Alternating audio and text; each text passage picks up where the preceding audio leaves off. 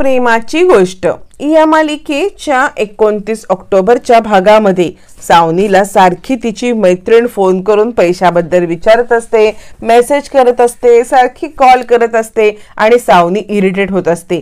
पैसा पैसा पैसा नुसता पैसा आणि या घरामध्ये इतका पैसा पडलाय आणि मला पैशाची गरज आहे, पण माझ्या हातात काय तर काहीच नाही. कसं करू, काय करू ते काही नाही. सागरच्या खोलीमध्ये 15 लाख रुपये आहेत ना, काहीही करून ते 15 लाख रुपये बाहेर काढलेच पाहिजेत आणि माझी गरज मला पूर्ण करायलाच पाहिजे असं म्हणत सावनी आता ते 15 लाख कसे काढायचे, काय करायचे. आणि या घरामध्ये जर का आता साधा पेपर जरी गहाळ झाला ना तरी हे लोक माझ्यावरती संशय घेतील, कारण या लोकांचा माझ्यावरती अजिबात विश्वास नाहीये. त्यामुळे जर का मी तिकडे आतमध्ये गेले पैसे घ्यायला तर खूप मोठा प्रॉब्लेम होईल. काय करू काय करू, नाही काहीतरी करायलाच पाहिजे. सगळ्यात आधी महत्वाचं म्हणजे मला त्या चावीचे ठसे घ्यायला पाहिजेत. ज्या चावीने तिजोरी उघडेल पहिले ते चावीचे ठसे घेऊन डुप्लिकेट चावी पहिली बनवते आणि त्यानंतर मग पुढचा काय प्लॅन आहे तो बघते असं म्हणत सावनी आता तिच्या डोक्यातील कपटी प्लॅन वर्कआउट करण्यासाठी सगळ्यात महत्वाचं म्हणजे साबणावरती चावीचा ठसा घेण्याचं ठरवते. तो कसा घ्यायचा, तो काय घ्यायचा हे अजून काही ठरलेलं नसतं. तोपर्यंत तिकडे आता लकी डॉक्टरांकडे गेलेला असतो. लकी डॉक्टरांकडे येतो आणि डॉक्टर काय झालंय, माझे रिपोर्ट आलेत ना, तुम्ही माझे रिपोर्ट घेण्यासाठी मला डायरेक्ट का बोलवलं, मला खरंच काही कळत नाहीये असं म्हणतो. यावरती डॉक्टर म्हणतात, हे बघा लकी, म्हणजे कसं आहे, तुमचा ज्या वेळेला ऍक्सिडेंट झाला होता ना त्यावेळेला तुमचा लोअर बॉडीचा पार्ट आहे ना तो डॅमेज झाला होता आणि त्या संदर्भात काही इंटरनल आम्ही आता सगळे रिपोर्ट करायचे ठरवले आहेत. बाकी एक्सटर्नल तुम्ही बरे झाला असलात तरी इंटरनल रिपोर्टनुसार या सगळ्यामध्ये तुमच्या लोअर बॉडीला मार लागल्यामुळे काही केसेसमध्ये काय होतं, इंटरनल ऑर्गन थोडेसे डॅमेज होतात आणि त्या कारणामुळे तुम्ही बाप बनू शकणार नाही आहात. यावरती लकी हादरतो आणि तो म्हणतो, काही केसेसमध्ये ना, पण डॉक्टर माझ्या केसेसमध्ये सुद्धा असंच होणार आहे का? यावरती डॉक्टर म्हणतात, हो, आणि हे खूप काळजीचं कारण आहे. यावरती लकी म्हणतो, तुम्ही काहीतरी करा डॉक्टर म्हणतात, हे बघा, हे कायमचं डॅमेज झालेलं आहे आणि त्यामुळे आता आमच्याकडून काही होईल असं मला वाटत नाहीये असं म्हणत डॉक्टर लकीला कोणत्याही खोट्या होप्स द्यायला नकार देतात आणि आता ते जे काही रिपोर्ट खरे आहेत ते लकीच्या समोर सादर करतात. लकी तर मुळापासून हादरतो. आपण केलेल्या चुकीची जवळजवळ आपल्याला शिक्षा मिळाले असं तर लकीला वाटत असतं. लकीने आरतीला प्रेमाचं नाटक करत फसवत तिला प्रेग्नेंट करत तेच बाळ पाडायला लावलेलं असतं आणि नियती त्याच्यासोबत हा असा घाणेरडा गेम खेळत असते. इकडे तोपर्यंत सागरने मुक्ताकडे जे 15 लाख रुपये ठेवायला दिलेले असतात, मुक्ता एक एक करत त्या पैशाचे बंडल करते आणि मग ते बंडल करून व्यवस्थितरित्या आपल्या तिजोरीत ठेवत असते. तोपर्यंत सागर तिकडे येतो आणि आता मुक्ताला घाबरवतो. मुक्ता अचानक घाबरते आणि मागे पाहते. सागर, काय चाललंय तुमचं, इतक्या जोरात कुणी ओरडतं का? यावरती सागर म्हणतो, नाही, तुमची ही आयडिया मस्त आहे हा पैसे ठेवण्याची.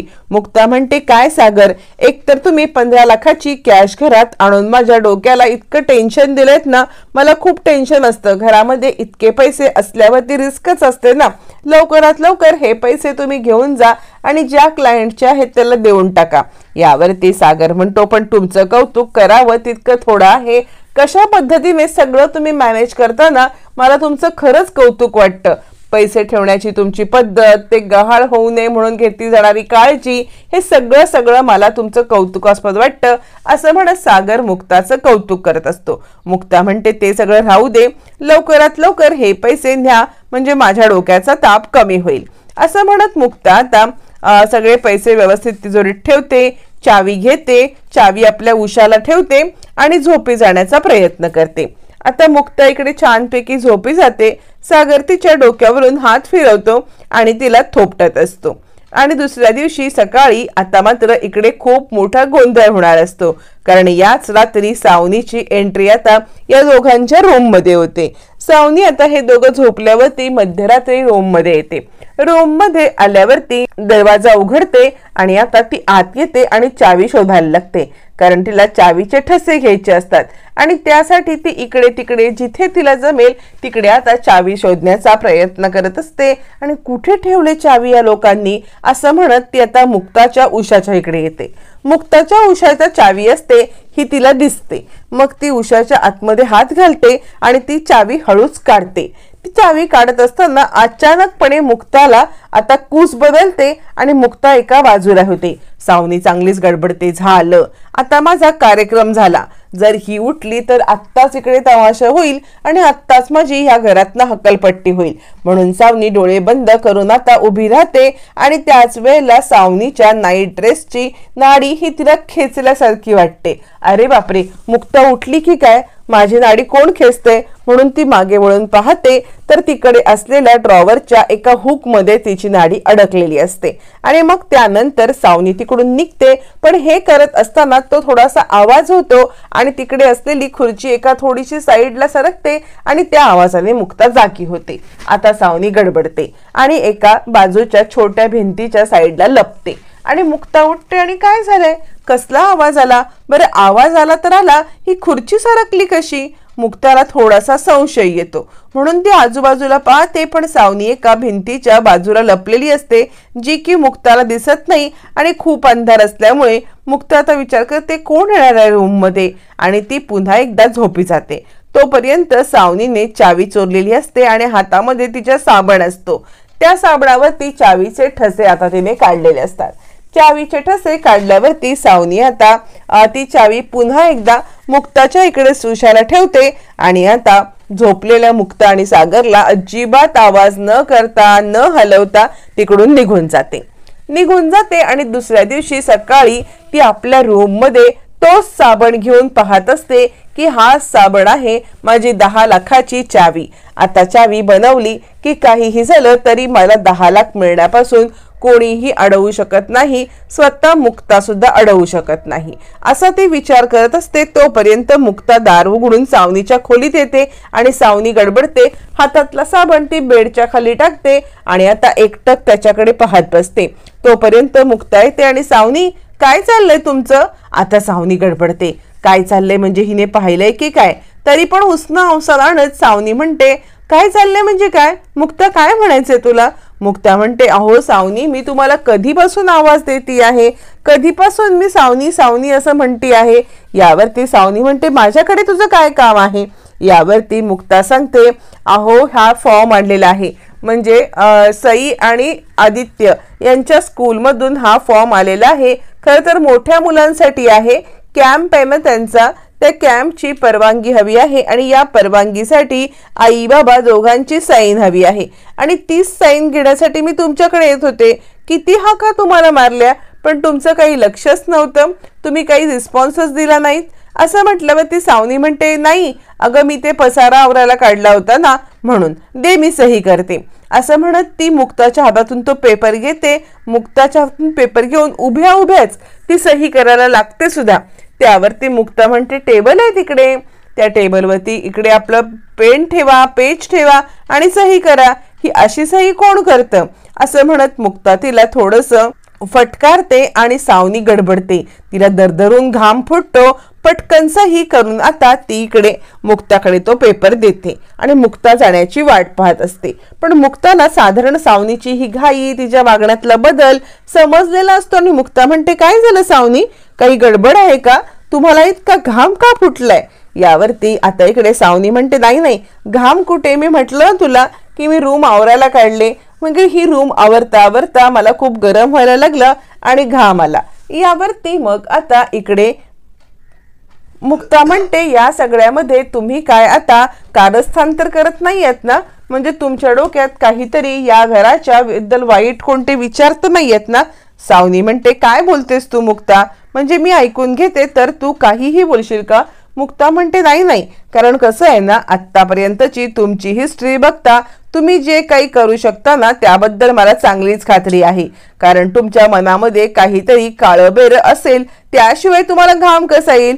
सावनी म्हणते मी म्हटलं ना मी ही सगळे रूम आटपतीये. मुक्ता म्हणते असं असेल तर चांगलंच आहे, पण खबरदार या घराच्या वाईटाचा कोणताही विचार केलात ना तर आत्ता ही मुक्ता गप्प बसणार नाही, माझ्याशी तुमची गाठ आहे असं म्हणत मुक्ताने तिला इशारा दिलेला असतो.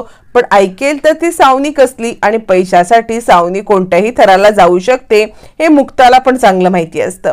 पण त्यावेळेला मुक्ताला कसला संशय येत नाही आणि तिकडून ती बाहेर जाते. आणि तोपर्यंत सावनी आता त्या बेडच्या खाली पडलेला तो साबणाचा तुकडा काढते ज्याच्यावरती चावीचे ठसे असतात आणि ती विचार करते नाही या घरातल्या लोकांची 24/7 माझ्यावरती नजर आहे. आत्ता जर का मी ह्या रूम मध्ये ह्यांच्या गेले आणि पैसे काढले तर मात्र सगळा संशय माझ्यावरतीच येईल. मला असा कोणता तरी मोहरा बघायला पाहिजे की ज्या मोहऱ्याचा वापर करून मी सागरच्या तिजोरीतून ते सगळे पैसे काढू शकेन. कोण करेल हे सगळं माझ्यासाठी, कोण करेल हे सगळं असा विचार करत असताना तिला अचानक लकीचा विचार येतो. आणि त्याच वेळेला इकडे लकी घरी आलेला असतो. लकी घरी येतो त्यावेळेला इंद्रा म्हणते लकी ऐक ना रे, मला तुझ्याशी खूप महत्वाचं बोलायचं आहे.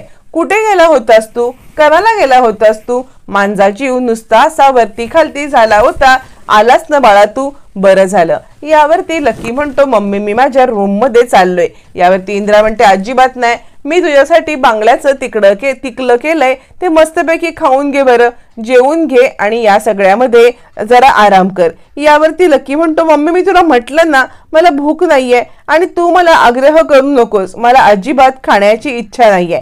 यावरती इंद्रा म्हणते हे बघ बाळा, तू उगाचच डोक्यामध्ये राग घालून घेऊ नकोस.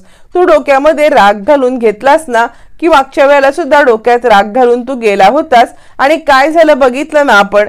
त्यामुळे तू आता डोक्यात राग घालून घेऊ नकोस, तुझ्या मनात जे काय आहे ते बोल. लकी म्हणतो मम्मी मला अजिबात भूक नाहीये. इंद्रा म्हणते तू रागावलायस का? मी सागरासोबत बोलते ना, त्याने तुझ्यासोबत जे काही वागलाय ते मला सुद्धा आवडलेलं नाहीये. मी बोलते त्याच्याशी. असं कोण बोलतो कुणाशी?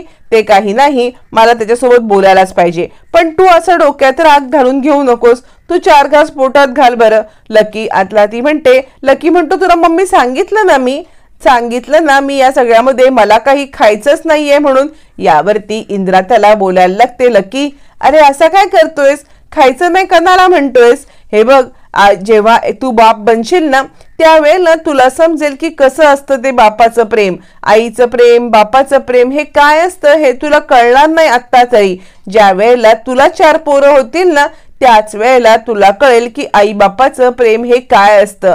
असं म्हटल्यावरती आता इकडे लकी म्हणतो मम्मी निदान तुझ्या या शब्दा खातर तरी हे खरं होऊ दे आणि खरंच मला पोरं बाळ होऊ दे. मम्मी तुला मी सांगू सुद्धा शकत नाही की माझ्यावरती कोणता प्रसंग आलेला आहे. माझ्यावरती हा प्रसंग आल्यामुळे मी पूर्णपणे खचलोय ग मम्मी. काय सांगू तुला मी, माझे हे रिपोर्ट आले ते रिपोर्ट असे आहेत ना की त्याबद्दल मी कुणासोबत चर्चा सुद्धा करू शकत नाही ना कुणासोबत मी काही सांगू शकत. असं म्हणत लकी आता इंद्राला रिपोर्ट बद्दल काहीही सांगत नाही आणि आता लकी आपल्या रूम मध्ये निघून जातो. इंद्रा बिचारी रडत असते आणि ती विचार करत असते काय झालं असेल लकीला, का असा हा माझ्यासोबत वागतोय असा विचार करत ती असते. आणि तोपर्यंत लकी आत येतो आणि लकी विचार करतो मम्मी काय सांगू ग तुला मी या सगळ्यामध्ये की काय घडलंय काय नाही ते. रिपोर्ट माझे असे आलेत ना की त्याबद्दल मी 4 लोकात बोलू सुद्धा शकत नाहीये. काय सांगू की मी बाप बनणार नाहीये. काय म्हणतील लोक माझ्यावरती हसतील आणि याला असंच पाहिजे कारण याने आयुष्यात खूप साऱ्या चुका केल्यात त्यामुळे हा हेच डिझर्व करतो असं लोक म्हणतील. दुसरं लोक काहीही म्हणणार नाहीत आणि हे मला आता सहनच होणार नाहीये. आणि त्यामुळे मी आता तुला खरंच काही मम्मी सांगू शकत नाहीये, मला माफ कर. काय करू मी या सगळ्याचं, हे रिपोर्ट कुणाशी दाखवू, कुणाशी बोलू मम्मी, मला खरंच काही कळत नाही असं म्हणत आता इकडे लकी खूप उदास असतो आणि आपले रिपोर्ट घेऊन बसलेला असतो. तोपर्यंत इकडे आता सागरने एम के डेंटल हॉस्पिटल काढलेलं असतं. हॉस्पिटलचं छोटं मॉडेल बनवलेलं असतं आणि तो मिहिरला सांगत असतो बघितलंस पूर्ण हे सगळं आपल्या ह्या एरियामधलं सगळ्यात मोठं डेंटल हॉस्पिटल असणार आहे. मुक्ताचं स्वप्न फायनली मी पूर्ण करणार आहे. यावरती मिहिर म्हणतो हो दादूस हे तर बाकी छानच आहे बरं का, म्हणजे मुक्ता वहिनीसाठी तू जे काही करतोस ना ते एकदम भारीच असतं. आणि कसं आहे, मुक्ता वहिनी सुद्धा तुझ्यासाठी स्पेशलच आहे ना. यावरती आता इकडे सागर म्हणतो हे मुक्ताचं ड्रीम प्रोजेक्ट आहे. त्यावरती आता इकडे मिहीर म्हणतो बरोबर आहे तुझं, आणि तू तिचा ड्रीम प्रोजेक्ट पूर्ण करणार कारण ती तुझी ड्रीम गर्ल आहे ना. असं म्हटल्यावरती सागर चिडतो आणि त्याला आता त्याची कॉलरच पकडतो. त्यावरती मुक्ता येते आणि काय चाललंय, तुम्ही ऑफिसमध्ये भांडणं करायला येता की इकडे कामं करायला येता. त्यावरती लकी म्हणतो बघ वहिनी बघ, तुझ्यासाठी दादूसने सरप्राईज आणले. सागर म्हणतो अरे जरा थांब, मी सांगतो ना काय आहे ते. यावरती इकडे आता मिहीर म्हणतो बघितलंस तुझा नवरा, म्हणजे तुझ्या वाचून त्याला अजिबात करमत नाहीये. आणि तू पण आता इकडे ऑफिसमध्ये कशी क्लिनिकला जाता की तुला सुद्धा दादूस वाचून करमत नाही.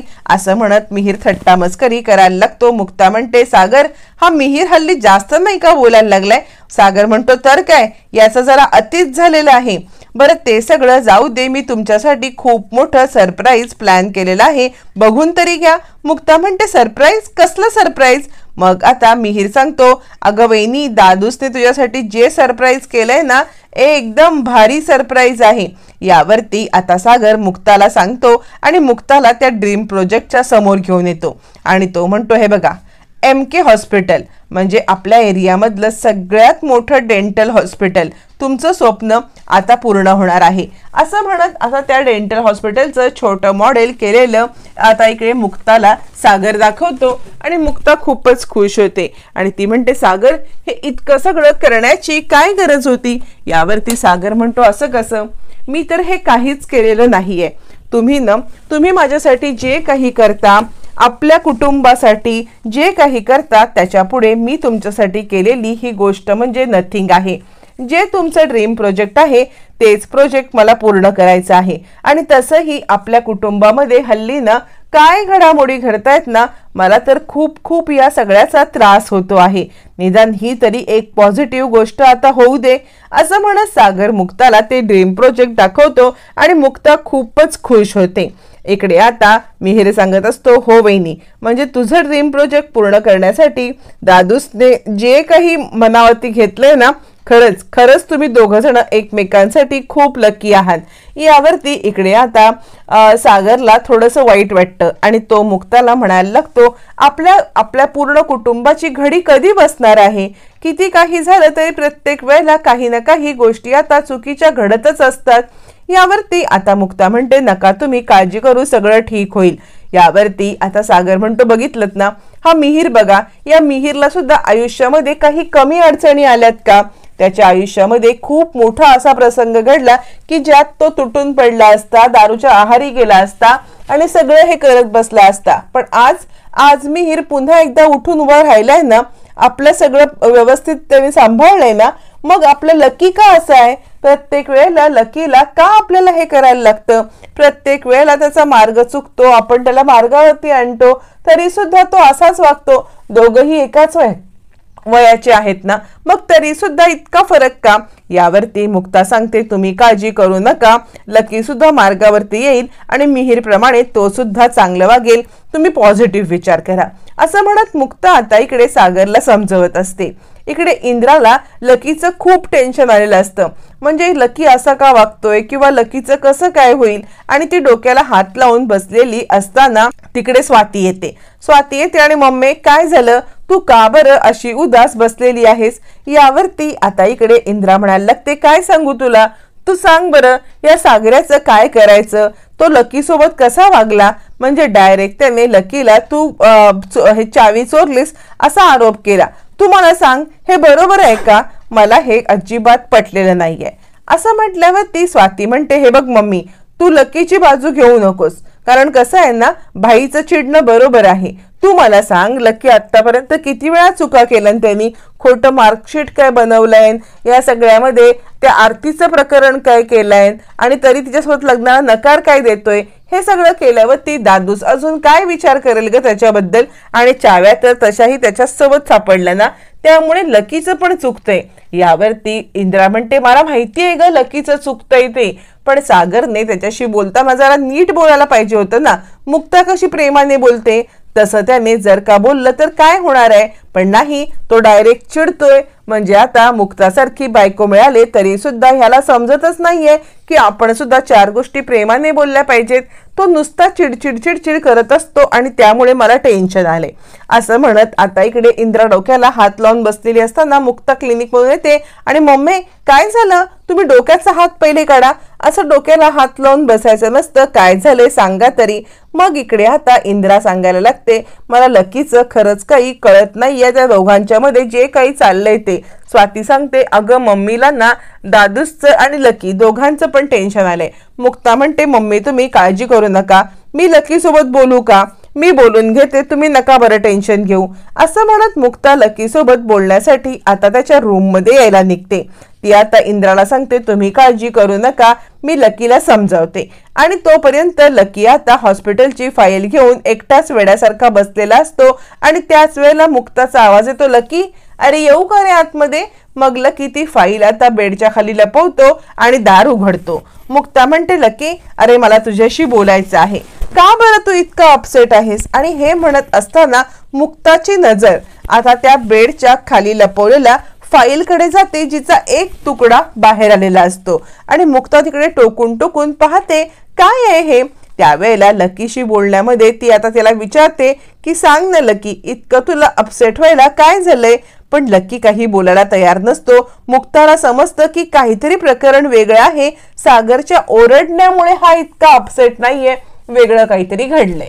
तोपर्यंत सावनी इकडे आता लकीला रिपोर्ट पाहते आणि सावनीला समजतं की लकी कधीच बाप बनू शकणार नाही. आता याच गोष्टीचा फायदा घेण्यासाठी निर्लज्ज सावनी एक खोटा डॉक्टर तयार करते आणि त्या खोट्या डॉक्टरला सावनी सांगायला लागते हे बघा तुम्ही एक काम करायचं आहे, त्या माणसाला फक्त होप्स द्यायचे आहेत की 10 लाख रुपये तू मला दे आणि तू बाप बनू शकतो, याची ट्रीटमेंट मी करेन. असं म्हणत ती आता त्या डॉक्टरकडे म्हणजे खोट्या ऍक्टरकडे लकीला पाठवते आणि तो सांगतो हे बघा या केस मी खूप सॉल्व्ह केलेले आहेत, तुम्ही बाप बनू शकता, त्यासाठी तुम्हाला 10 लाख रुपये पाहिजेत.